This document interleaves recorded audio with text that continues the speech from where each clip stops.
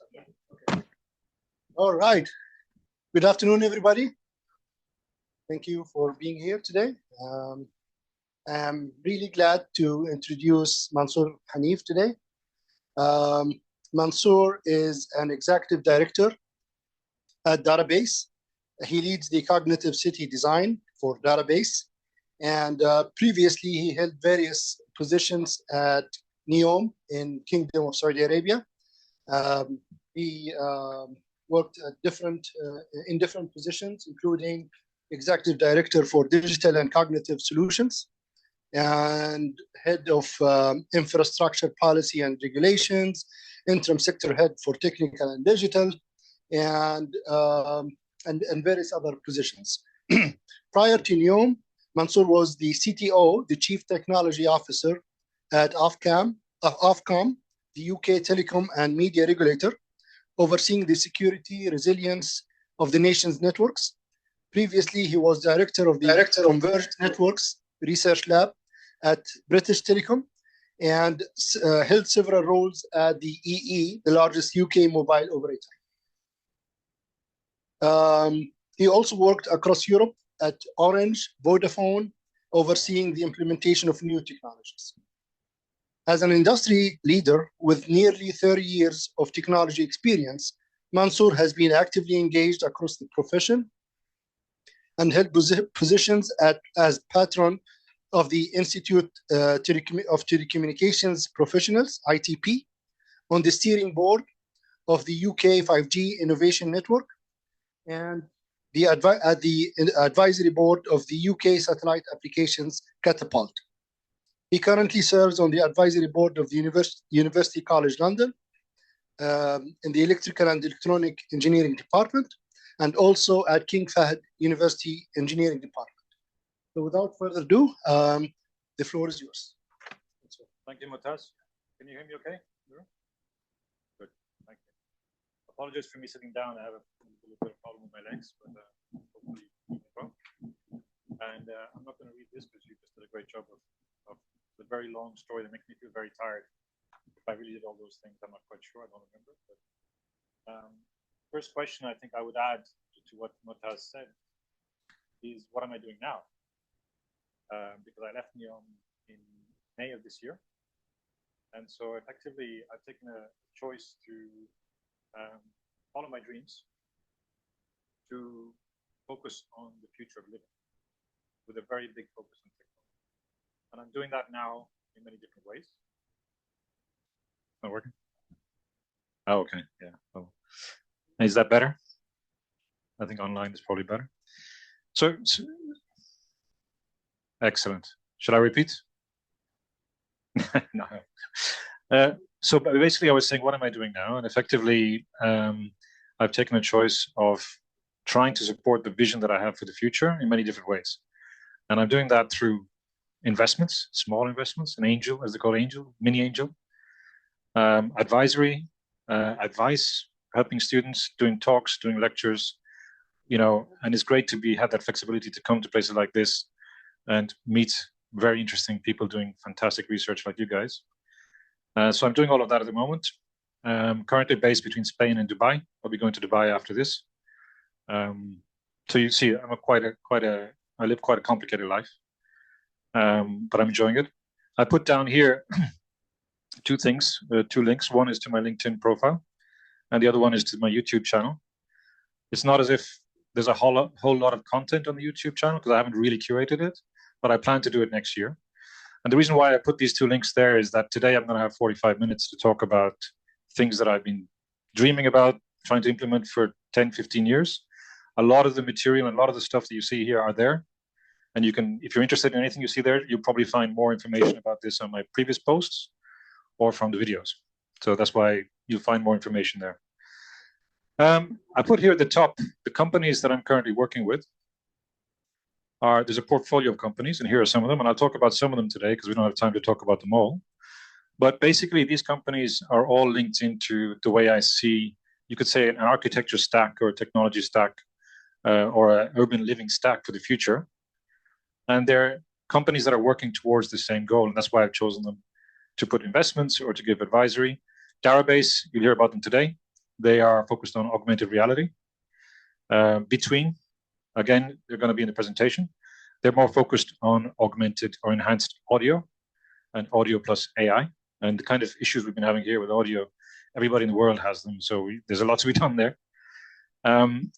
Rock 34X, it's about an investment platform for digital assets. And I think digital assets and Web3 is a key element of the future. Namatech AI is a company I'm working with in Dubai, focused on cybersecurity. There's a lot of cybersecurity emerging technologies coming out in the world, and they're very well needed. And effectively, we're picking out the ones that are most, let's say, relevant to mega projects, which are designing cities in the future. Ayudro, I'll talk about today, and it's an interesting model for people like you, engineering tech students who would like to contribute to the sporting world or the esports world, and also effectively get yourself known for the talent that you have in engineering. So I think it will be something that should be relevant to you as well. I've also just written my first novel. It's a draft at the moment. And you are students, you're researchers. I'm researching you. Part of the reason why I'm here is because in my first book, it's a book, if it gets published, and hopefully it will get published, it's a trilogy, and there's at least 5 different labs around the world that I've visited, and they're in the book. So if you want to be in the next book, let me know. And I've already had some ideas from Mumtaz about the kind of stuff that fits in well with that vision. There you go. So let's get going. So what's the subject of today? That was all about me. But the subject of today is about the cities of the 2050s and beyond. And Professor Mumtaz asked me today, why 2050s and beyond? Hopefully when I talk about the future, it'll emerge from what I'm saying about why I'm focusing on that time span. So I'll come back to that. But it's not about the next 2 years, the next 3 years, at least not around the majority of the world. But there are corners, places in the world where these technologies and this new way of living is being experimented as we speak and in the coming few years. So how can we learn from that? So these are the subjects I'll talk about today. What are the drivers? What do I see as the drivers for the change of the way we live in big cities in the 2050s and beyond? The macro drivers, yeah? And these are all my personal opinions, so don't take it as any kind of academic fact, but they're things that I believe and I'd like to share with you, and I'm sure that people will have different opinions. Then what are the technologies, the emerging technologies that will support the future urban experience?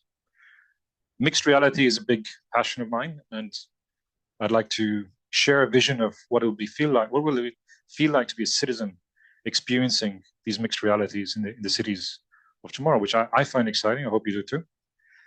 What are the risks and opportunities? Always has to be a risk and opportunity slide in every presentation, of course.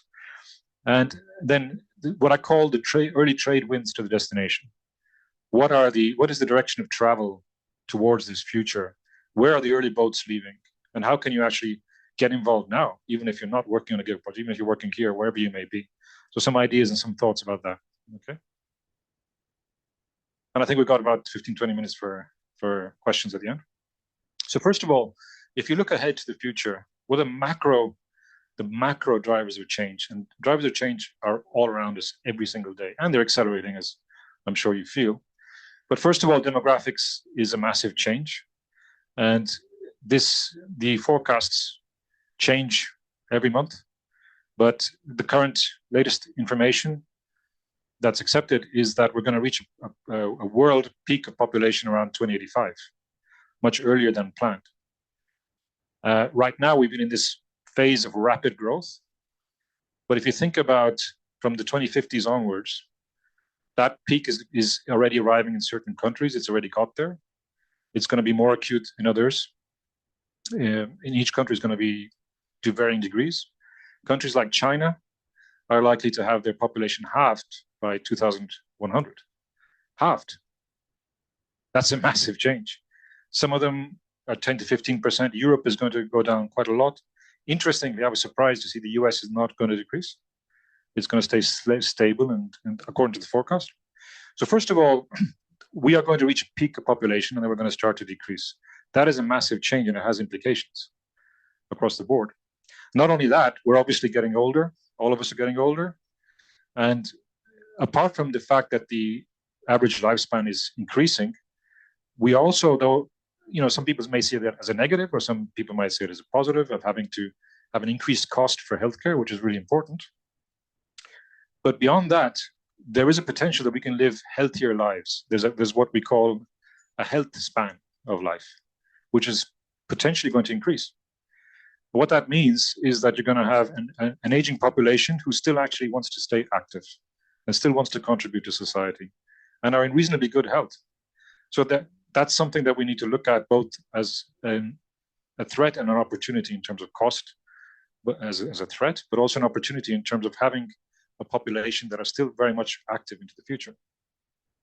So those are the way I see the drivers of change. All of those have massive impacts on the way we live, the way we design cities, the way that we design the houses where we live. How do we make them more adaptable to these changes? When you grow up a family, the family leaves, then you downsize. Now there's £1 trillion worth of real estate in the UK for people who have now reached retirement and want to downsize, 1 trillion. So can we design the future homes for living that they're adaptable to the way our lives change? I think is a key element, and technology can play a big part in that. The other big element that I talk about in terms of technology is also related to the second one, which is energy cost. So I had the privilege in some of my previous roles to work on some fantastic projects linking energy and telecoms. One was about putting satellites into space for solar power and beaming it down. And we did a lot of calculations on this, but having done that research, I came to the fundamental belief that from the 2050s onwards, we are going to pay a lot less for energy. And that is something that, we're not used to thinking about that. And I do also believe that a lot of it is going to be renewable. Now, let's separate that from the whole discussion about climate change, climate risk, because that's a milestone we need to reach at a certain point in time. And that's driving a lot of change. And that's really an important subject. But I'm not talking about whether we reach that milestone in time or not. I'm talking about how is that going to change how we live for the next 100 years. And so I do believe we'll be in a period when energy costs a lot less and it's renewable. So putting number one and number two together in terms of physical major drivers, I see in terms of technology, the rise of robotics is going to be something inevitable, I find. And we need to manage that. That's why I was very interested in some of the projects that Professor Montaz's team is doing here. We need to manage that future in a way that is still human-centric, that it still works for us as human beings, and that we want, and that we're happy with, and that we feel comfortable with. That's a long journey to do to get ready for that. But effectively, having less people, we need to have more machines to help us to support our lifestyles that we want to be, to help us to be more human, not less human. Secondly, the fact that energy is going to be affordable and renewable takes away another big barrier towards robotics, because today it's not. It's just simply not effective. Those just some thoughts in my view in terms of what technologies are going to be driving the future and why. I'll come back to robotics in a few moments. The buzzword I'm sure you're hearing every single day, maybe 100 times a day, is of course AI. It's everywhere. I'm a bit of a skeptic in terms of the current models of AI. I don't think they're sustainable in terms of large language models. I don't think it's a way that we should be managing AI. But AI in itself is something that's going to help us. Once we get over the hype, it will help our lives, but I don't think it's going to be doing what some people say it will be. What will be driving change is a mixture of process automation and AI. And this should make our lives more sustainable, make our lives more efficient. And effectively, we need to think about what jobs should human beings be doing? What are jobs that make you feel fulfilled and make you feel happy, make you feel more human? And I think that's something that's going to drive a lot of change as well. The other change is what we call distributed organizations, governance, participatory governance, everybody having a voice, everybody feeling valued, getting access to technology, but also to all the benefits of urban living. It's a big subject. So I think distributed organizations, new types of governance, there's a big hunger for that. There's a big, let's say, there's a second wave of reconfiguring the internet to make sure that it works for everybody. And that's something I think is just going to continue. But the main thing that we need to have is more choice.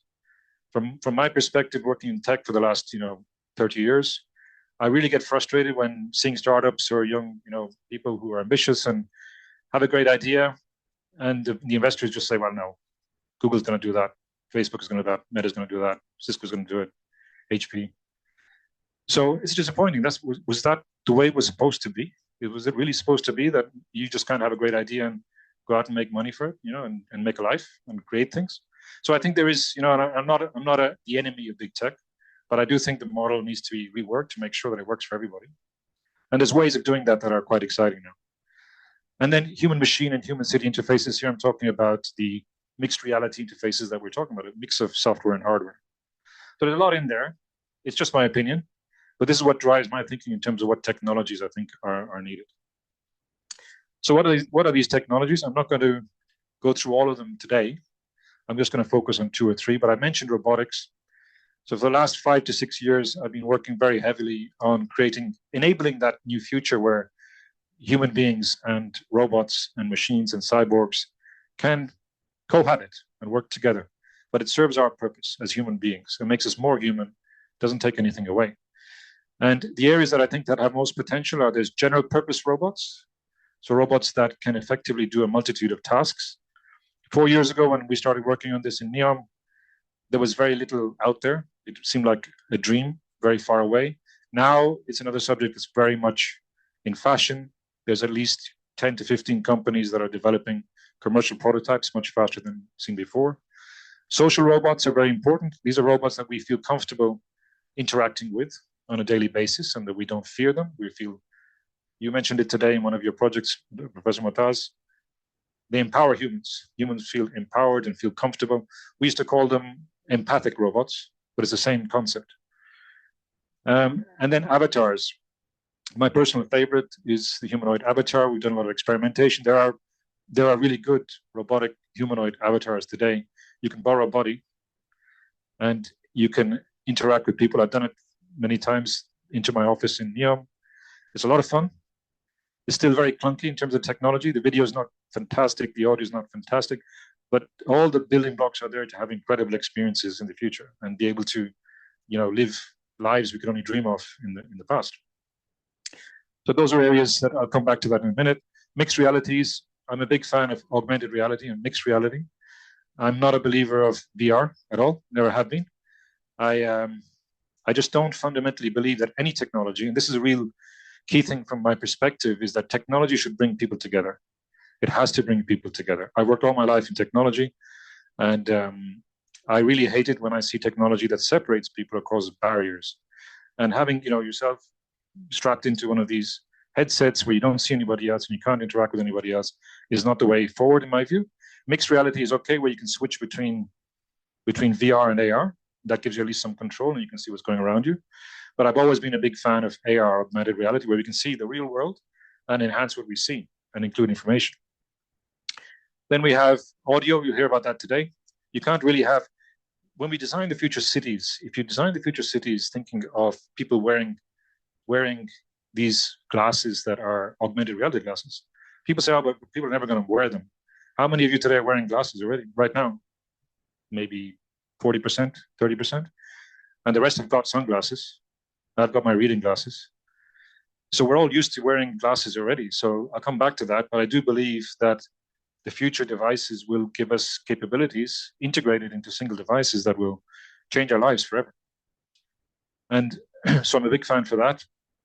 When you get people together, imagine that we're all sitting here watching, let's say, a football game, an open space, in a public space.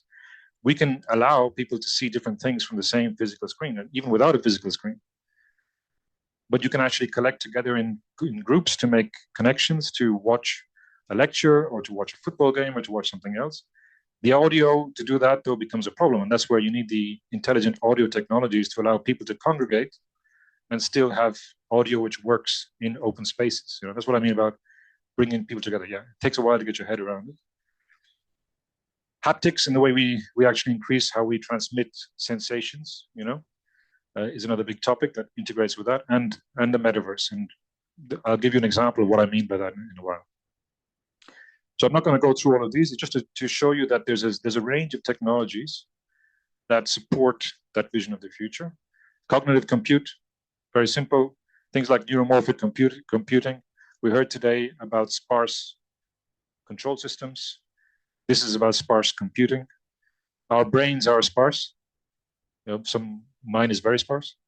But what I mean by that is that it's so good at making inference through very little information and very little energy. Do you know how much energy your brain uses when you think? And you're on the power systems field and all that? 20 to 30 watts.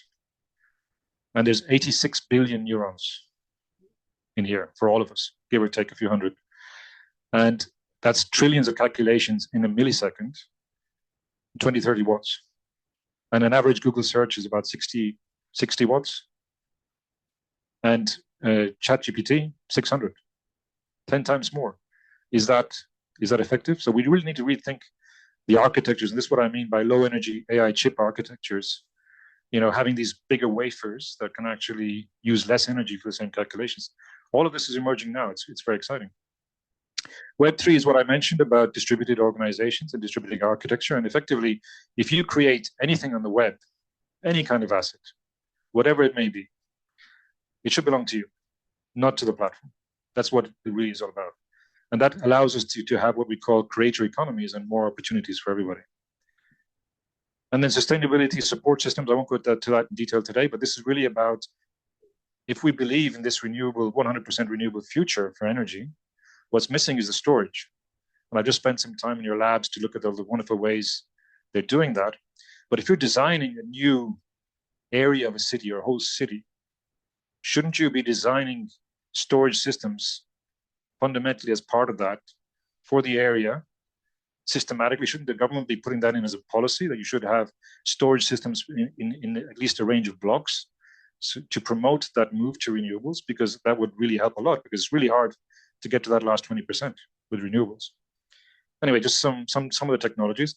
Here's some memories. I lifted this photo from my LinkedIn page. I did a post about this about a year ago, I think. So this was my robotics lab. We moved it to the school.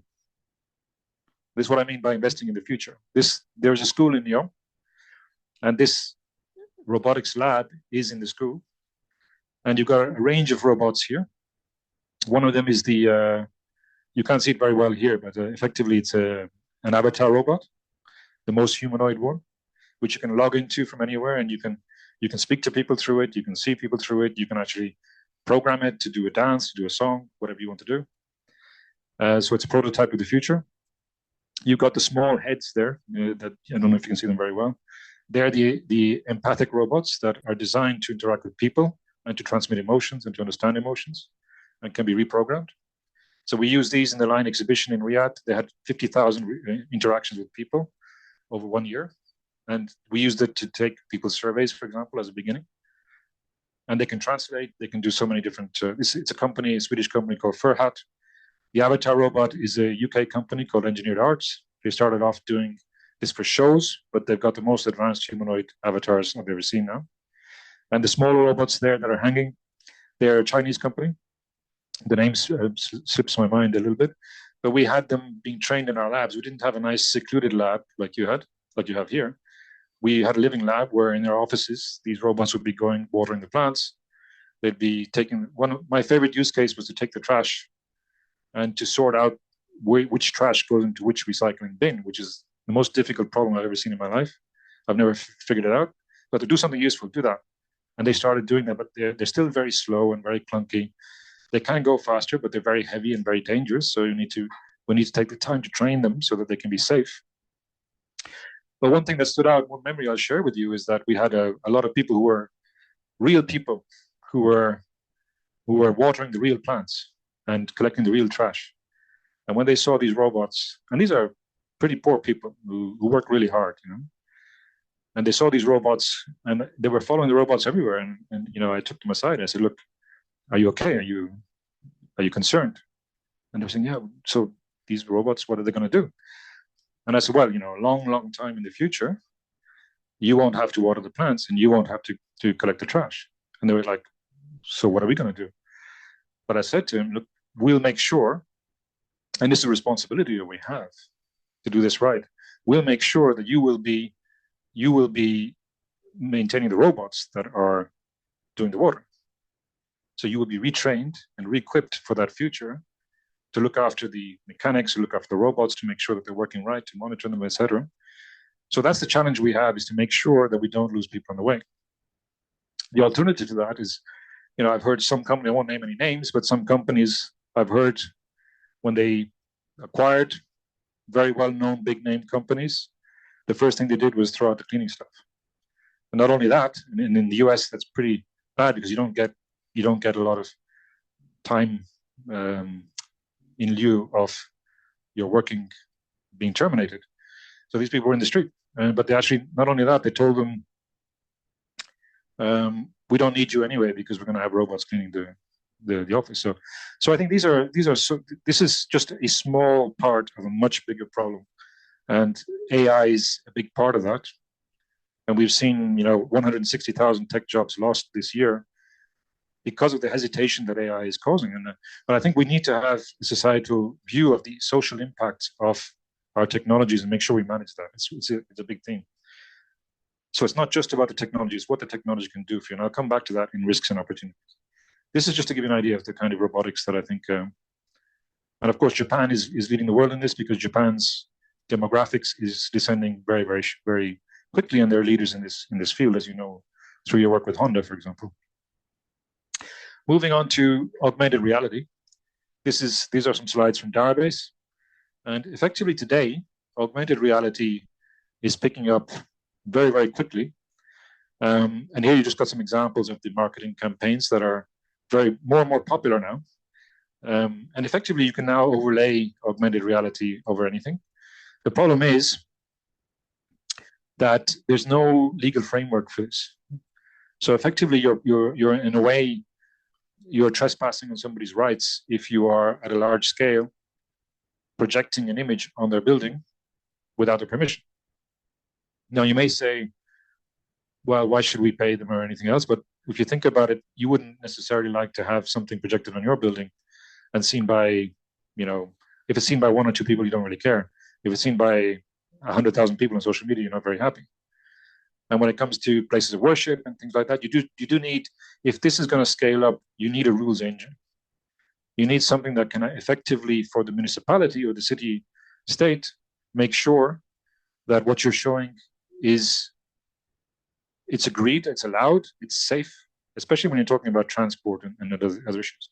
I'll come back to that in one of the examples. So it started with advertising, but now it's really becoming a digital playground. And as the technology advances, and it is, on a monthly basis, the playground is going to get bigger and bigger. Gaming is now moving into this space where you've got mixed reality games. Started off, of course, with Pokemon Go many years ago. It was very, very clunky, but now you're getting multiple gaming systems that can effectively create really compelling content. And I'm really excited about that, not because Database are very strong in their field of advertising. I'm more about digital assets. I'm more about being able to create content for myself or for my children or my grandchildren or my great-great-great-great-great-great-grandchildren and pin it anywhere and be able to time it and just express myself, and then get the benefits. If anybody else likes it and they're ready to kind of give a contribution, if that's the way I want to make money, then that should come to me, not to anyone else, So that's a huge area of human expression that is just waiting to be freed up. And that's what makes me really excited. That's why, Motaz, I was working on really precise geolocation for indoors for many, many years, for decades, because I want to be able to pin exactly a piece of content right here so that anybody with any device will see it right there and will see it in a way that it comes out and makes it real. Otherwise, there is no business case. If it's not working perfectly, you're not going to get it. And it's doable. It's doable now. So Database, just very brief, a brief description. What do they do? So I've invested in Database, for all transparency. I'm an angel investor. They did a piece of work for me in NEOM on the rules engine for augmented reality content in a city. How would you be able to manage it? What's allowed, what's not allowed? Where can you put AR content? Where can you not put AR content? Really fascinating project. But effectively, they have this registry and rules engine, which is commercially available today. And you can register your property for property digital rights. And they're creating a whole new asset class called digital rights. Whereas you've got property rights, you've got land rights, you've got air rights, you've got mineral rights. This is a new class. And it's really hard to commercialize that in most places because the land registry is already locked down and very difficult to change. But in the new developments, like Neom or other cities around the GCC, they could effectively put in these rights into your land registry, which locks it in, which means when you buy any kind of plot of land or physical property, you know you have these rights as well. And, you know, so I believe there's a whole new market of value that could be created on top of that. That's really exciting. That's why I'm working with Darabase to bring this technology in the digital asset space across the Middle East. So coming to audio, again, if you bring people together with various devices and they're looking at individual content, I could be sitting in a room looking at something that nobody else sees. I could be sitting in a room seeing what everybody sees with a digital screen. Or I could be sitting in a room where 4 of us are seeing football and 4 of us are seeing a program about knitting, you know. But what happens to the audio? So the audio has to follow that and be able to be intelligent enough. This is what Between do. They're a startup based in Toronto. They came out of Techstars Korea. The CEO, David Kim, great guy, great team. I've also done a small investment with them. And they are effectively creating the Dolby for AI-based audio. So it will adapt to your focus in conversations. It uses AI to understand who should be hearing what and to what extent across various realities. So this is what they do. They do dynamic synchronization, a foundation for adaptive audio, to allow for use cases today when you're actually getting crossed audio, but also the use cases for tomorrow that are emerging, where you might have somebody who's connecting through VR, somebody's connecting through an avatar, somebody's in the same room together, somebody's from a conference room, but the audio experience is absolutely seamless, you know. And there should be an example coming up. There'll be an example coming up later, but this is what it is: AI-driven, location-based audio. They're creating the APIs that will help developers to deliver clear audio for hybrid and mixed reality applications. So they'll be able to understand who are you trying to listen to, and then make sure that the audio delivers that audio ahead of the rest and filters out the others, which is quite difficult to do. It's still very early stage, but very exciting. This is the type of technology which excites me, something that's not quite there yet, but it gives huge potential to create these experiences for the future. So moving on, how will we perceive, just focusing on the mixed reality aspect, because you might have realized it's a big passion of mine. How will we perceive these mixed realities? And we did a whole lot of kind of vision engineering for NEOM, and many cities are doing it across the Middle East. But there is really a revolution coming. If you think about phones and you think about headphones, 10, 15 years ago, it wasn't that normal to have always a headphone with the phone. But nowadays, everybody's got one, right? It's become just an accessory. So this is what I believe is going to happen with AR glasses. I don't believe they're going to replace smartphones. They are going to be an accessory. They will be connected through local Wi-Fi, Wi-Fi 6 today, Wi-Fi 7 tomorrow. But so the bandwidth will be there. Smartphones will be with us forever. But it'll be as normal in the future to have a AR headset connected to your phone as it is today to have earbuds or AirPods. This is the bet. This is my bet. And this is what I've been saying to architects around the world. We have to think ahead and design the future cities to be experienced through these glasses. Because it's not the same design as holding a phone in front of your face. I don't believe in that as a long-term model. I think very short-term use cases. You can walk around with your phone and see a nice AR projection over something else, or a tablet. It works. It's great. But that's not the way we behave as humans. You don't walk around with your phone like this, you know? So, however, we all wear glasses. We either wear sunglasses or we wear spectacles or... So this will happen in my view, and I think it'll happen in a way that'll make our lives easier. I have to wear reading glasses. If somebody texts me when I'm out in Saudi Arabia, I have to take off my sunglasses, put on the other glasses, then have another look, then put these on again. and I'm not very good on my legs, so I usually fall over. So it's going to solve practical problems by bringing these things together. So what that means for cities, and you can see here the recent, and I don't know if you saw the recent announcement by Meta. They've announced that their future version of AR glasses, they've actually said, their product lead said that it was the most advanced technology ever created by human beings. That's how much they're putting into it.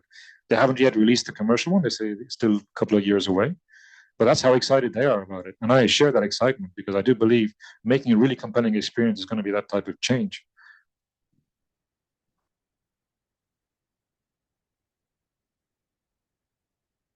And dealing with traffic and other things and having the AR on.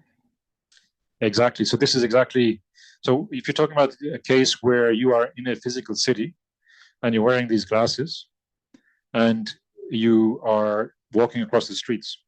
So this is the problem I've been trying to solve with these technologies, because effectively when the Apple Vision Pro came out, it wasn't designed to be worn in the streets.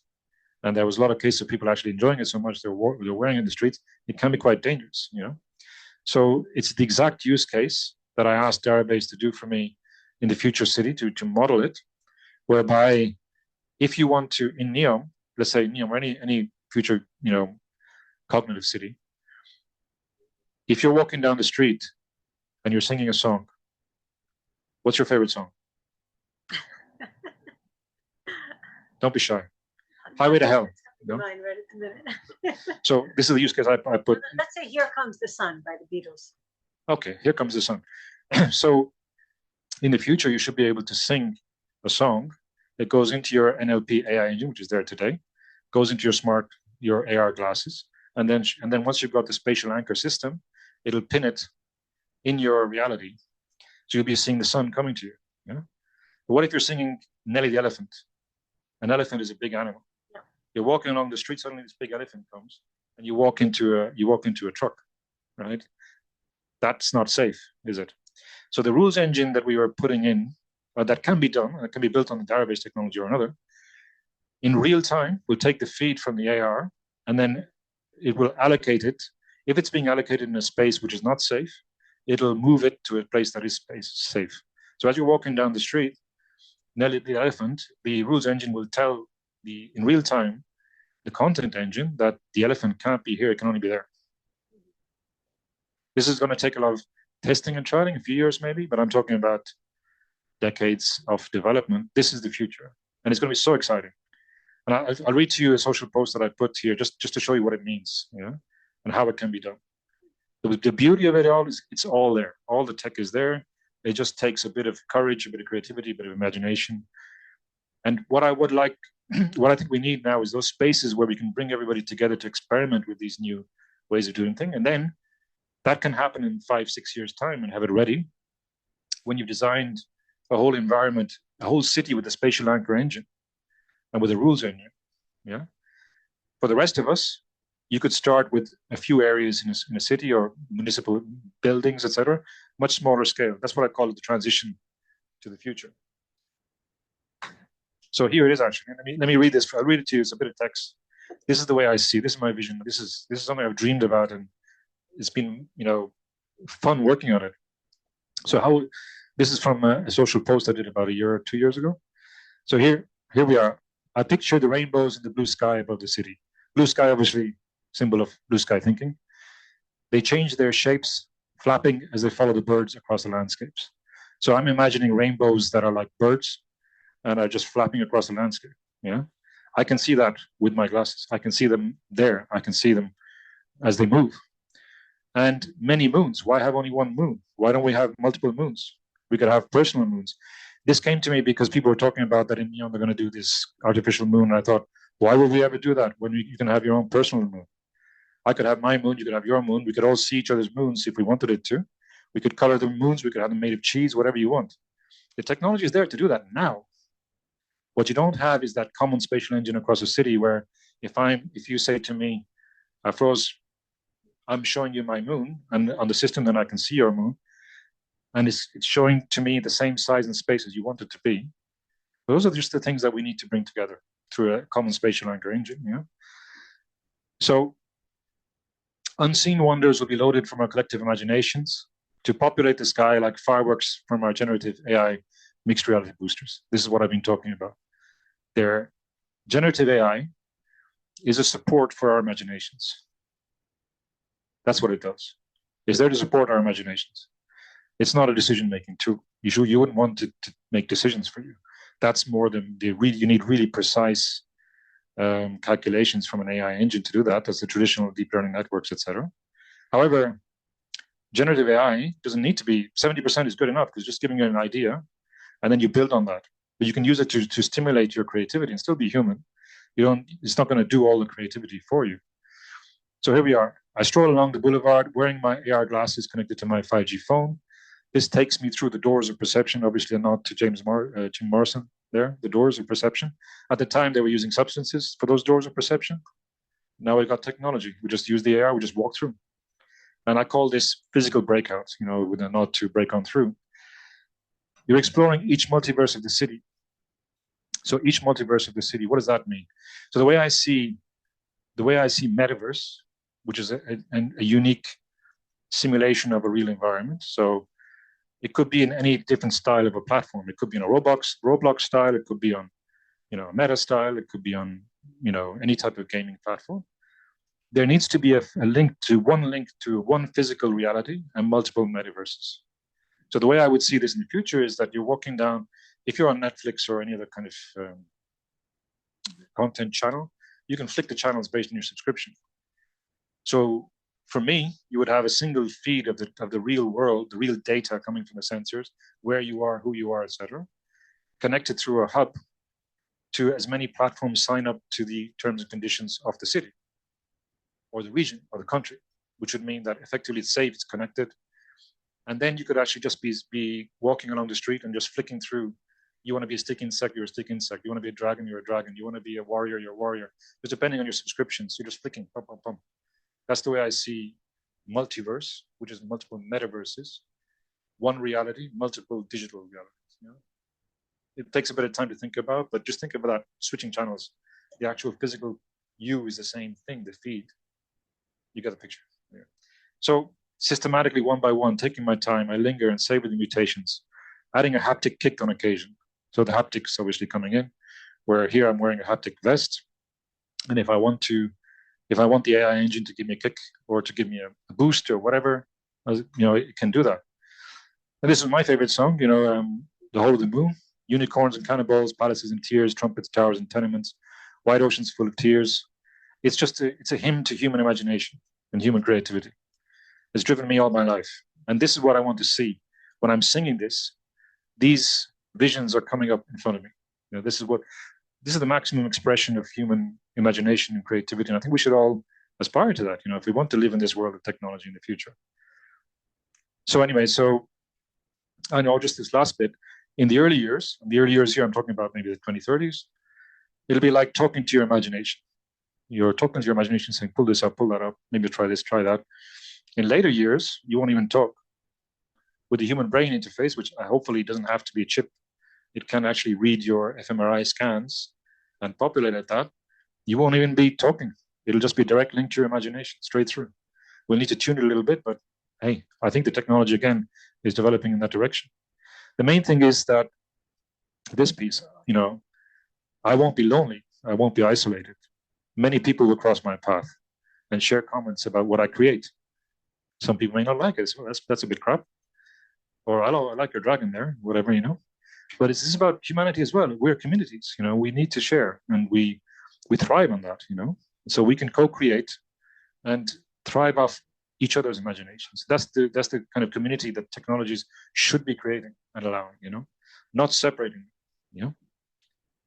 So there you go. Hopefully that explains a little bit more in terms of what I'm talking about. And yes, it's a bit of a way off, but by the 2050s we'll get there, I'm sure. So what about the audio here? I mentioned this, what they're doing. You can see here a bit more clearly between. You can see here they're detecting through the AI the direction, the analytics of who are you looking at, who you're trying to listen to, and then adapting the audio to that. And here's just this in practice in terms of what it looks like. Awesome. This is just a demo. Okay. Oh, that was good. That was a great Great TED Talk. All right. Daniela, you wanna? Oh, thank you. Yeah, so It was a great TED Talk, but it's actually just a short clip about just to show you what it would look like, what it would sound like in practice, where you got all these different ways of interacting, but the audio is clear. It's clear who's talking to who and where the sound's coming from. But this is what the guys are developing. And I think it's wonderful, and I'm very happy to support them. So moving on, risks and opportunities. So what are, I mean, you could talk for an hour on just risks, and many people do.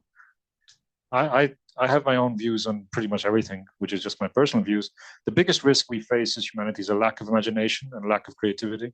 Everybody talks technology, everybody talks about ideas, but very few original ideas are coming through. Free up your imagination, free up your creativity. Don't be afraid. You know, a few years ago, I would have been very shy to say what I've just been saying, which is coming straight from my heart. I learned not to be. And if I could give any advice to young students or innovators today is to follow your imagination, follow your creativity, and have courage and have vision and strategy. And that's perhaps more for the investors, and have a long-term vision. We're also obviously facing geopolitical fragmentation today around the world, and it's hitting tech quite hard. It's hard to know where that's going to go to, but I think it's a big risk is that fragmentation is not good for large-scale investments in technology. It's a numbers game in terms of having common standards, etc. So it's not a good sign, but I'm hoping that we can work around that. Societal polarization is also obviously a big risk in terms of where we take this with the direction that we're going. And I would say my personal view, I don't want to get into politics or anything, it's clear that we're never going to agree. All of us are not going to, we're not human beings. We disagree on a lot of stuff, right? It's all just about how good do we get about agreeing to disagree and agreeing in a civil way. And I think if we can get better with that, then there's lots of hope. I practice it in my own personal life. I'm married with 2 kids. Nobody ever agrees with me on anything. We disagree on everything.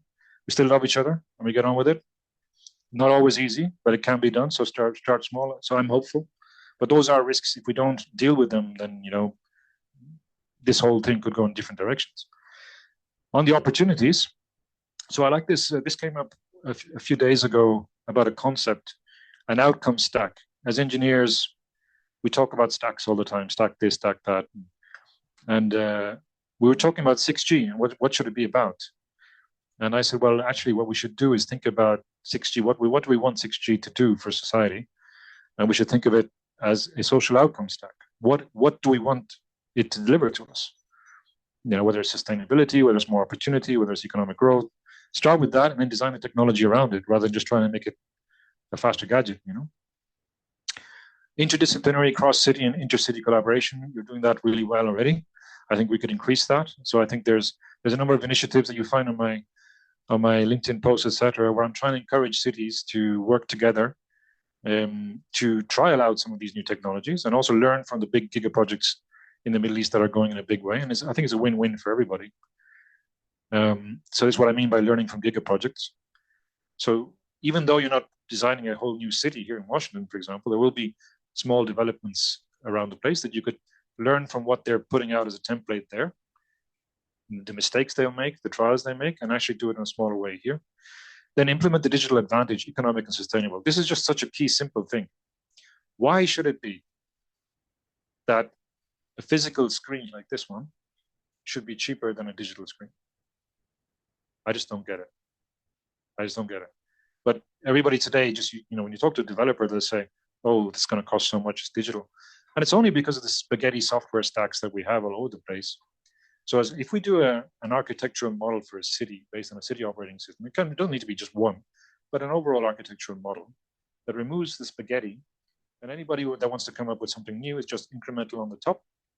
That takes away all the cost. The real cost of software upgrades is paying all the other software upgrades that are all interconnected, and it's never ending. So just you want to make one change and it costs you 100 times more than you expected. If you architecture it such a way that you don't need to do that, it's just incremental, then of course, having 1,500 digital screens that don't exist, but you're seeing the content compared to real physical digital screens, of course it's less carbon, it's less cost. So we need to focus on that future and just make that happen. Then leverage the age dividend. What I call the age dividend is what I mentioned earlier. If you've got an aging population that's still active, that still wants to contribute, that can contribute, that can do so based on a life lived, and they want, and I think that's a great attribute for a society to have to leverage. Rather than just having a pension plan designed to make you survive until you die, have one that is actually dedicated to retraining you, so you can continue to contribute to society if you still got, you know, a longer, healthier life potentially. So this is, I know we're running out of time, so just another one of my posts. There's actually a whole video on this done by Database that I think it's on the YouTube channel. You can find it on the web anyway. It's just the link is here. But this is really about what I mean, riding the trade winds of transition.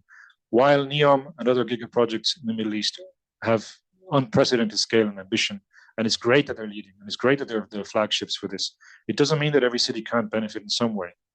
And so it's just a question of having that boldness. And this is what I'm thinking of, you know, a cognitive city. It should really be one that truly understands you as a human being, not as a piece of code or a jumble of data. Not the case today, I'm afraid. Sorry to tell you, but most of my smart city experiences have not been smart at all. I've been pretty dumb. They're getting better, but it's a long way away. So a city that can interact with you, said, I think you wanted a coffee there. I think you're feeling tired today. Are you? Did I get that right? And learn from that. It's an interactive city. It's got your back. It's on your side. That's really important to me. Is you want to feel, want to trust the city, and you want it to be on your side. You can trust it, and that goes beyond technology. It's the whole framework of transparency around the way your data is used. And I'll just move on. I think you're running out of time. So I won't read this out for you, but you'll get the slides. And it's really about how we do this. And this was an article that I read about neuroarchitecture. So it's a combination of neuroscience and architecture. And it's really about designing for the human experience. And I got excited about it again this morning with your team when you talked about defining new KPIs around human empowerment. It's the same concept. But what I've tried to kick off is an alliance which is multidisciplinary across architects, urban planners, technologists, and scientists and designers to really try and define what is it that makes something human-centric and attractive. Now we have the technology to measure that in cognitive labs that we could build across many cities and universities. And then we could use that data to actually check, and have a framework for which will help the designers and architects to design these wonderful new cities. This is, I won't go through this, but basically this is another startup I'm helping, Alejandro Lavata. It's university drone racing. And in very simple terms, there are drone racing systems today, but they are commercially focused and they're not spectator sports. And there is, Alejandro has done an alliance of universities based on engineering students like yourselves to design technologies for these drones. And he's got an opportunity now to develop this into a framework like Formula One for drone racing, but making it into a spectator sport, which you see more here in the end.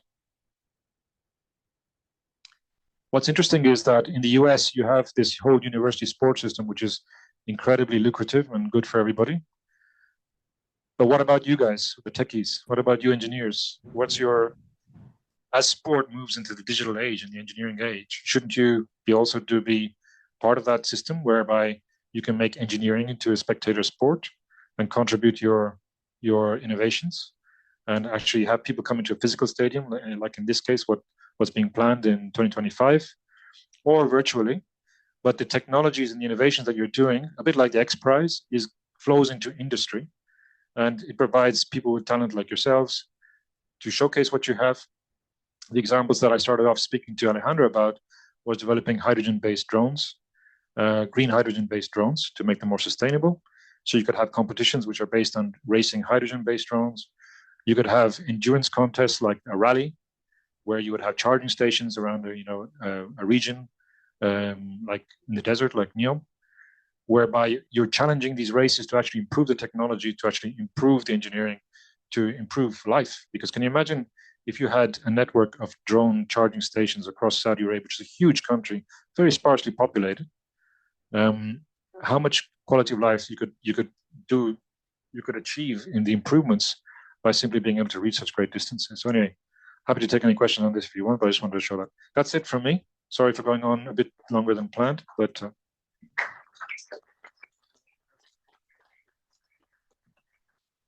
Thank you very much. Thank you, Mansoor, for this exciting talk. So before I open the floor for questions, I have an announcement. So it was brought to my attention that for any one of you who is interested in maybe studying about urban cities and urban city design, there is a course that's offered by the by Virginia Tech, SPIA 4454, Future of Cities. It's offered in the winter session. I believe winter session starts in December and ends in January. It's, I believe, 3 or 4 weeks course. So it's a course that's offered by Virginia Tech for anyone of you who's interested in future city design, just for your information. Okay. So with that, I'd like to open the floor for questions. So, any questions? Yeah.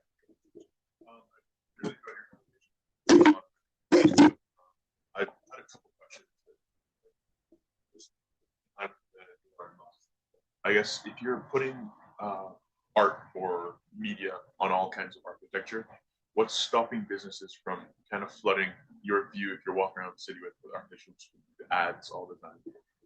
Or is that something that can kind of be implemented into the rule base that you could only have a certain amount of ads versus art in the area?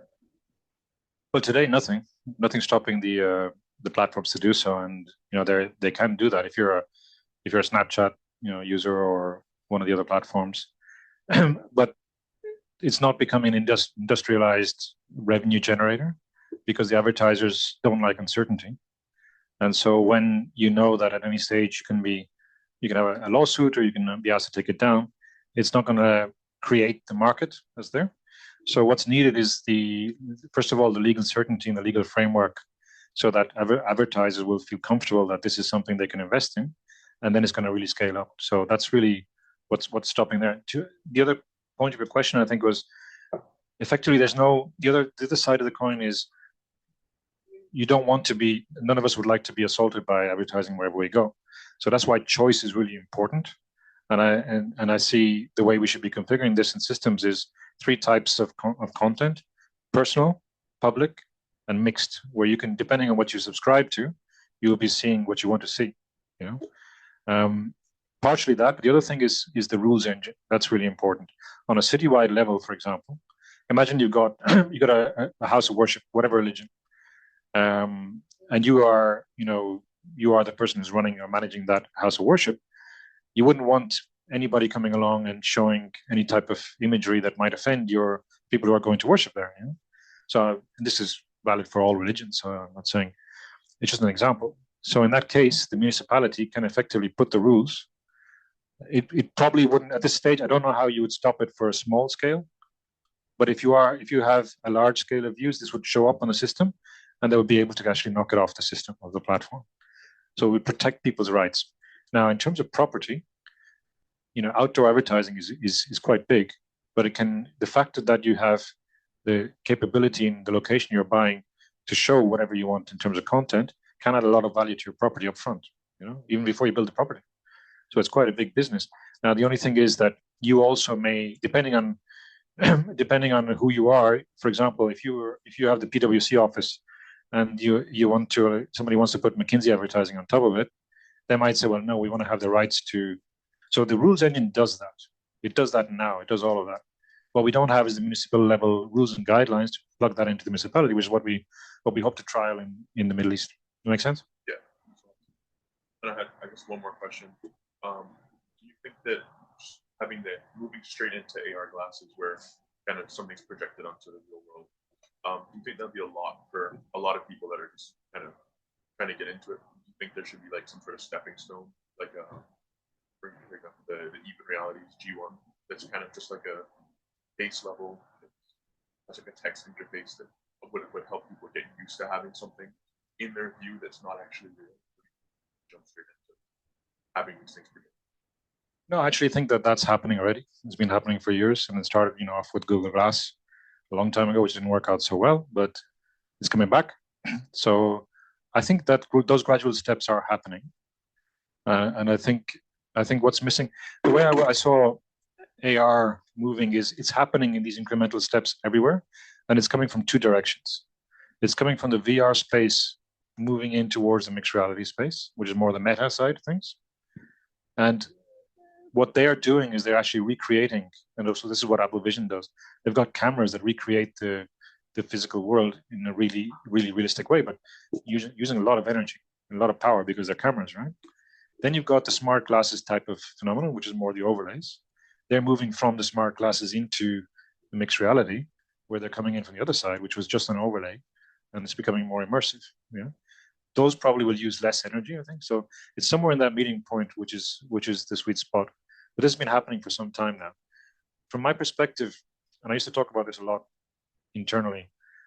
Are we a tech company? So why am I working on AR when it's happening out there? I said, look, I'm not developing. I don't plan to develop AR myself, but you need to enable these big steps in society. And so what I was saying is that what I'd like to do is have the urban environments where you unchain these experiences. Because at the moment, they only really work in enclosed spaces or tight spaces or in your home. Partially you have the battery issue, partially you've got the safety issue, and then you've got the kind of the rules and regulations, etc. So what I was saying was we should be trialing, taking these out and making, if you really want it to happen, it has to work everywhere. You've got the safety, you can take it out anywhere. Plus, in places like the gigacities that they're building in the Middle East, they're going to have perfect connectivity everywhere because they're building it in from scratch. So you wouldn't have a power issue anymore. So it's about kind of freeing up those technologies and making them ubiquitous. But those steps are happening already. Thank you. Another question? Are you looking at augmented reality solutions for like traditional sporting events that can just help maybe like make the fan experience better, whether you go like in person to see one or maybe if you're at home watching on television, maybe? Yeah, great question. And that's really where it all started, you know. So in one of my previous 7 lives, I used to work in EE and BT, and our flagship indoor installation was Wembley Stadium. And so we started off looking at AR there and how we could overlay. The first thing that we hit there was the issue of rights, because depending on what sport you're showing, there was a lot of complexity around who owns the rights to that. And secondly, the sporting organizations themselves at the time, they were not keen at all to distract from the actual sport itself.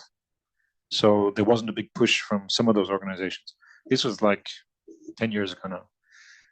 So yes, sports was immediately, but nowadays it's different, and everybody's now adopting these technologies, and they're being used for training, they're being used for multi-purposes, etc. So now the organizations themselves are using them. The digital rights world has now been largely solved thanks to NFTs and digital rights and blockchain, etc. It's actually what got me thinking 10 years ago we should be doing blockchain to, if you could take a clip in a stadium and then publish it on a platform in a way that you're not encroaching the digital rights and everybody gets a cut. What's wrong with that? That's where kind of I started thinking about blockchain, etc. So yeah, sport is a big deal. It's not me personally because I feel that's already a sector that's already now well involved, and doesn't need me to kind of personally do much on it. I think it's the bigger vision of everyday life and the imagination where I can help, you know. But it is being adopted as one of the early sectors in sports today. But those two issues that I mentioned, they still remain depending on the sport. I think where you, in my personal view. So Mansoor, I have a question. So are eyeglasses the main part of your vision, or can we also think about other technologies, like, for example, holograms, or maybe even using iPhones or mobile phones to project, virtual scenarios in front of us? Absolutely, and it's an interesting point. Just on the phones one, I do believe that the holograms are improving to such a point that I think it's going to be standard technology in most phones in the next 3 to 4 years. So it's getting there. We did a lot of experimentation with small box. We have a proto. We had these small boxes, prototype boxes of holograms, but they're kind of 2D holograms with a shadow. And we wanted to do the Princess Leia effect, where you kind of beam in Princess Leia and she's saying, we have to save the universe. And that's what inspired a lot of us techies, So So holograms definitely. The reason why I was laughing was because I was smiling because I had a lot of fun at my kitchen table with my son, dreaming up how our future metaverse experience would be. And it's a subscription model. And we spent 4 hours until my wife told us to go to bed. We did 20 tiers of subscription, starting with the baseline, which is just a digital subscription. You get a free of charge digital subscription. You get access to the cognitive city metaverse. Yeah. Second level up, you get access to certain private spaces. So each building or each space or each club is its own space. So you start paying a bit more. Then you got the AR subscription, which is the cheapest because you can effectively be seen in the city, but only if somebody's wearing the glasses. So you could be in the Middle East, in the cognitive city. People could see you, could interact with you, but only if they're wearing the glasses. Next level up was the hologram, whereby you could effectively be. So what I believe in is disaggregating. If you look at Open RAN, for example, right? Or somebody was talking about Open RAN today. Disaggregating the hologram technologies to be able to embed them in all of the urban infrastructure in different forms, modular forms.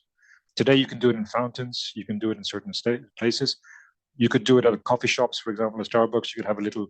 I could have a little statue of my friend Patrick here, sitting there at the coffee table, but the face would be a hologram screen like the robot you had there, and I could beam in, and then he would have the camera, so you could beam in for a coffee and we'd be sitting there having a chat and seeing each other as a hologram. I wouldn't need to wear glasses for that, so it's the next level up. Then you got.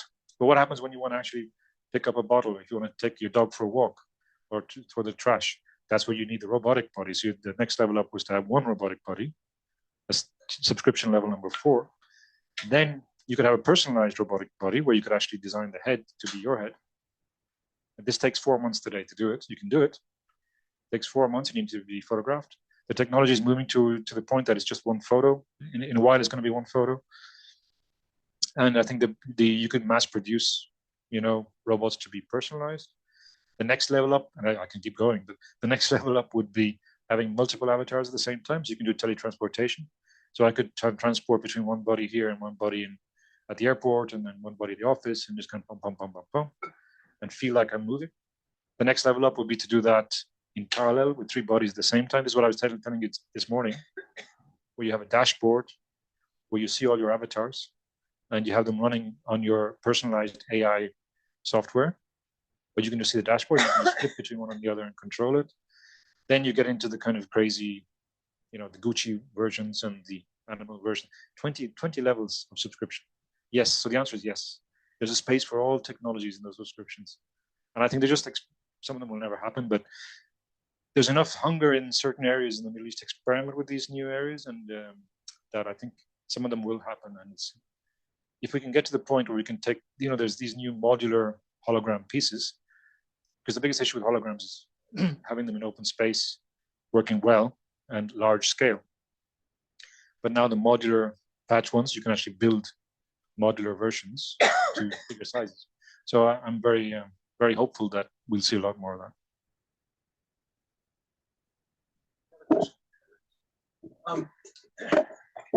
You mentioned earlier on talking about the rights and management of rights using blockchain. So I was wondering, if you had a thought, like what sort of blockchain implementation would be appropriate. Now you're talking about privately managed blockchain, maybe municipal, like CBDC government type blockchain, or like a public, like, you built this on Ethereum type blockchain. Like how do you think that would work out as far as managing? Would be some it will be a combination. It'll be a combination, I think. So effectively, it's more like a multi-chain, where I think because effectively blockchains are optimized. If you look at it from the kind of energy perspective or from the latency perspective, etc., they're some are better than others, and there are some blockchain systems that are effectively general purpose. But if you want to do, for example, a blockchain for IoT sensors that are picking up information and sending it, you might choose a different consensus algorithm than others. So on the techie side, they're on the technology side, there are reasons why you might want a multi-chain, but the reality is that today, multi-chain is not an issue. It's very doable.